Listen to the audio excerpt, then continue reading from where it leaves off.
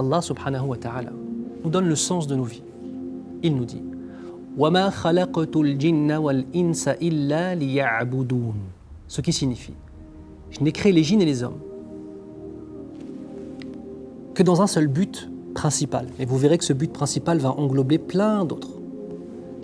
Pour un but principal qui est d'adorer Allah Azza wa Jal au sein de l'unicité absolue.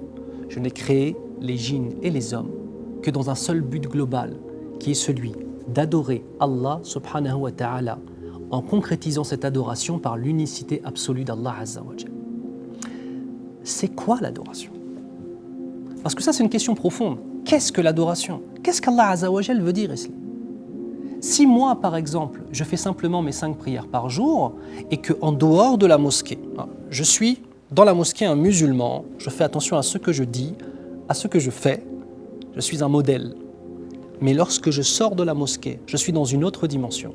Et il n'y a que lorsque je me tourne vers Allah dans mes prières que je suis un musulman, cela signifie que 90% du temps, je n'agis pas comme un musulman.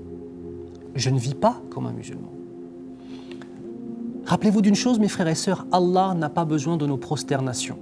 Allah n'a pas besoin que nous nous privions de nourriture pendant Ramadan.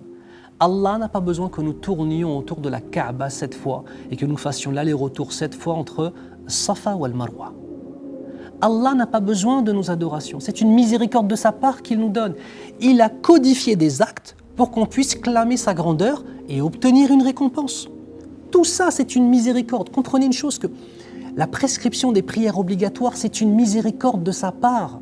Il nous a donné le moyen de pouvoir rentrer au paradis. Mais c'est pas extraordinaire, ça? Et l'ibada, l'adoration, ça vient de abada. Aplatir son âme pour pouvoir s'élever par le rapprochement d'Allah subhanahu wa ta'ala. L'ibada ne se fait pas simplement lors de la prosternation ou lors de la génuflexion ou alors lors de la lecture du Coran. L'ibada, l'adoration se fait à chaque instant de nos vies, par l'intention sincère, par le rappel d'Allah, le dhikr dans nos vies, par les choix que tu fais. Quand tu choisis un métier halal, tu as adoré Allah. Quand tu t'éloignes d'un métier haram, tu as adoré Allah. Lorsque tu choisis une femme pieuse ou lorsque tu choisis, ma sœur, un homme pieux, tu as adoré Allah. Lorsque tu élèves tes enfants dans le modèle de la sunna au niveau de leur éducation, tu as adoré Allah. Lorsque tu fais un sourire à ton frère ou à ta sœur, les sœurs, les frères, commencez pas à mélanger les sourires bizarres. Quand tu fais un sourire à ton frère, toi mon frère, ou à ta sœur, toi ma sœur, tu as adoré Allah Azza wa Jal. Le prophète sallallahu alayhi wa sallam dit dans le sens, le sourire que tu offres à ton frère, laka sadaqa, c'est une aumône pour toi. Le salam que tu vas donner, c'est une adoration. Ayons une vision globale de l'adoration. Les invocations que tu vas faire pour tes frères et sœurs qui sont en difficulté, c'est une adoration.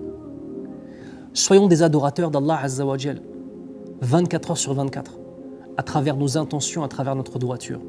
Et ne soyons pas des consommateurs qui se tournent vers Allah Azza wa Jal 5 fois par jour, sans avoir rien dans le cœur. Qu'Allah nous donne des vies d'adoration, Ya Rabbal Alamin.